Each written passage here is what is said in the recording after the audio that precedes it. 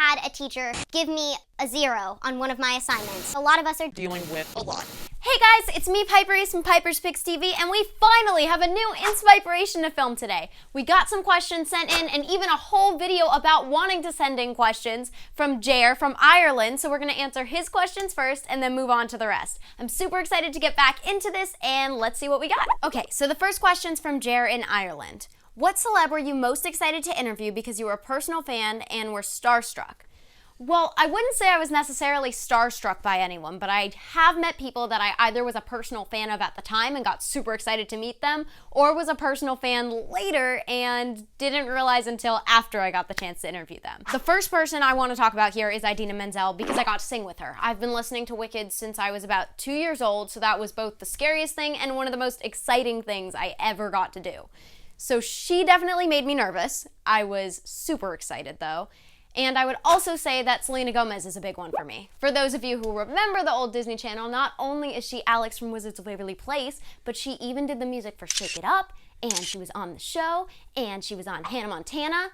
Do y'all remember that? Really old school, right? So Hannah Montana and Wizards of Waverly Place were my favorite shows growing up, probably by far. And Alex was always the one I thought was super cool. I was really into her at the time, so when I got to interview her, I was like, oh my god, it's Alex, can she do magic? Because I was so young at the time, but I definitely was nervous with her too. People I had become a fan of later would be probably even longer list. I got to interview Taylor Swift, but at the time I didn't know her music as well as I do now. Now I wake up and play Taylor Swift pretty much daily, so it's very weird that I had interviewed her back then because I was so young. Like now I'm haunted. The entire cast of Glee, I was not old enough to really watch Glee at the time, so I knew who they were, but I wasn't really able to fully watch the show, and now I've seen it 2 or 3 times, and I got super excited about my pictures with like Darren Criss and Leah Michelle and a bunch of other people from the cast. And even Josh, because I know Josh, and then he was in the show, which is probably the weirdest thing. If you guys ever know someone and then see them being a different character on TV,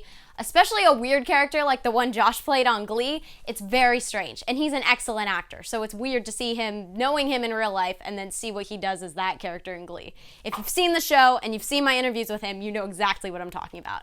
Next question. This is also from Jer in Ireland.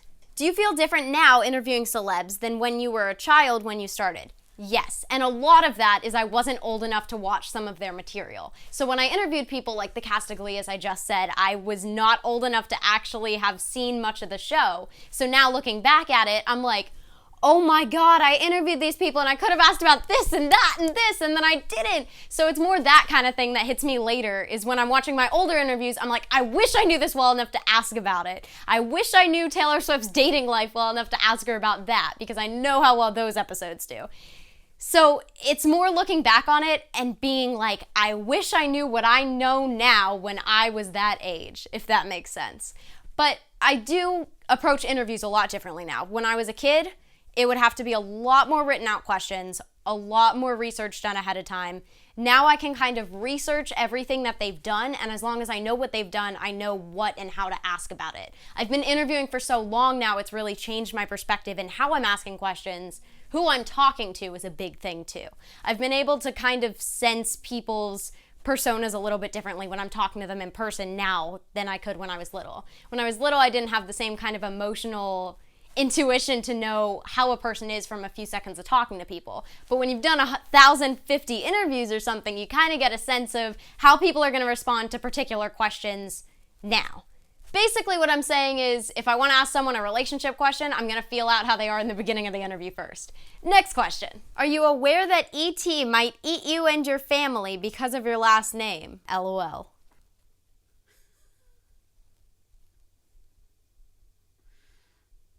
E.T. Well, some names are more unfortunate than others. Never really realized the dangers of having the last name Reese. But thank you so much for showing me that. Next question. Ready. All right, so this one is from Joel on Instagram. Would you ever be in a live action movie if offered a role? Yes, heck yes. It depends on what the role is though. I don't know that I'm ready to be in 50 Shades of Grey, but I definitely would love to do an action film. But it definitely depends on what the movie is. I'm not the type of actress where I would literally take anything ever. It would have to be a safe role, where I'm not doing anything that would be bad for being a role model for you guys. But yes, I love acting, I always have, and I would love to do a movie someday. Next question. This is from Bruce on Instagram. Who would win in a fight between Daffy Duck and Mr. Krabs?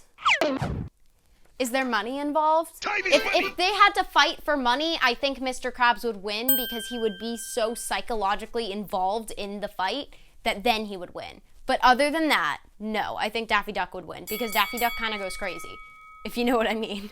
So unless there's money involved, Daffy Duck is the winner. Next question. That's just sick. Watch Piper's picks. But if you throw Taz in there, he'll kill all of them.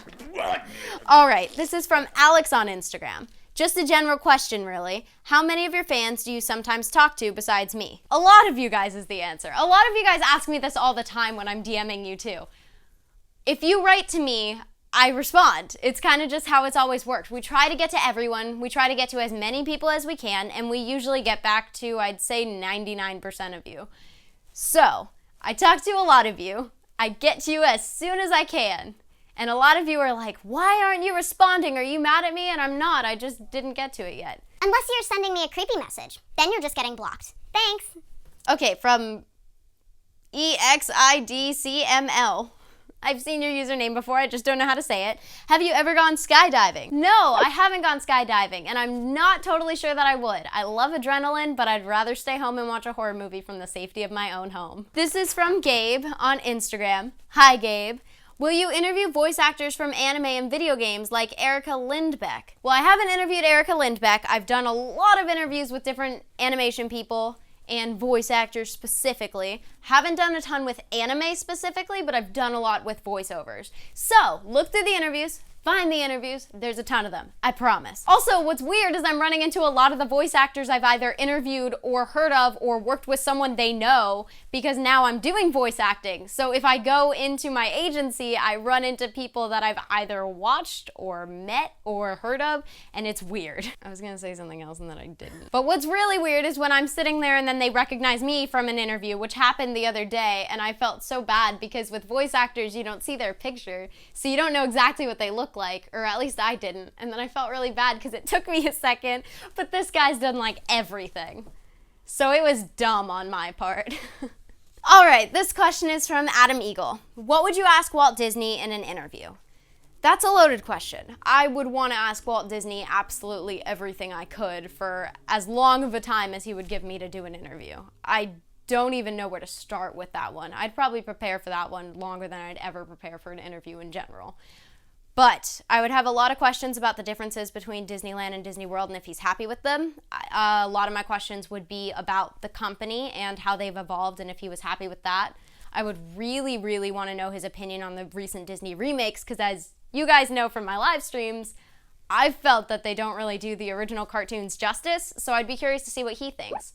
Also, with all the new changes on the Disney films, like changing things for certain societal thoughts that are new, I would say he probably wouldn't approve of because you should stay true to the original character story, or at least in my opinion. So let me know what you guys think in the comments below. Walt was also known for never being a fan of sequels, so he probably won't be happy with, let's say, Frozen 2. I don't even know if he'd be happy with Frozen 1, but I like Frozen 1, so I'll just argue against Frozen 2. I still watch it. I still watch it over and over again, but I don't think it's good. I just keep watching it because it's good to me. But it's not. But it is. But no. Do you guys know what I'm saying? You know when you watch Frozen 2 and you're like, wow, this isn't a good movie, but it kind of is, but I have to keep watching it, but no? Yeah, that's how I felt. I love Frozen. I love Frozen. But here's the thing with Frozen 2. It does not compare to the first movie. It by itself would be a great movie. But when you're comparing it to Frozen, which was epic and incredible and gold, you can't say that it's not, it's not. Here's the thing with Frozen 2. It's good, and it's rewatchable, and then more rewatchable, but it's not the first one. It's not anywhere near the first one. But I love the little fire spirit dude. He's a homie. All right, so I wanted to add one more topic to the end of this, as we usually do with InsPIPEration, and talk about what's going on with me, with teachers in school, and see if you guys relate. Please let me know what you think about this in the comments below. Anyway, I recently had a teacher give me a 0 on one of my assignments for not seeing the tiny little added due date under the actual due date. So what a lot of my teachers are doing recently is putting a due date and then saying that part of the assignment is due 2 days before. And really the idea behind this is they want you to be checking your school stuff every day. But I'm sure a lot of you, just like me, are working from home, have other stress to deal with right now, and just have a lot of other things going on. Life has even gotten to be more work since quarantine for some of us. So the fact that the teachers are giving us extra work on top of that and punishing us for missing work by a day with all the stress and everything going on in the world, to me just isn't right. Another thing I'm seeing a lot of is teachers not being lenient with grading.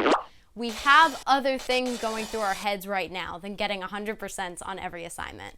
If you guys don't know, I have been a straight A student and in the honors program almost every year since middle school, really.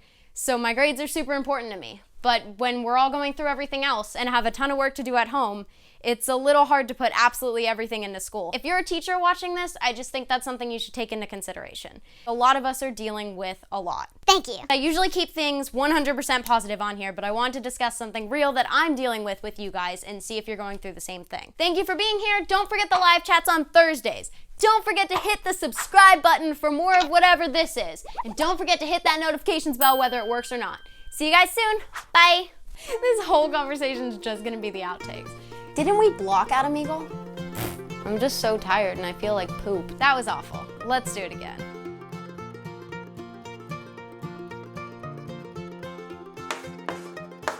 You know that button? The button that says subscribe? You know what would be really fun? If you press the button. You should press it. The subscribe button. Press it right now.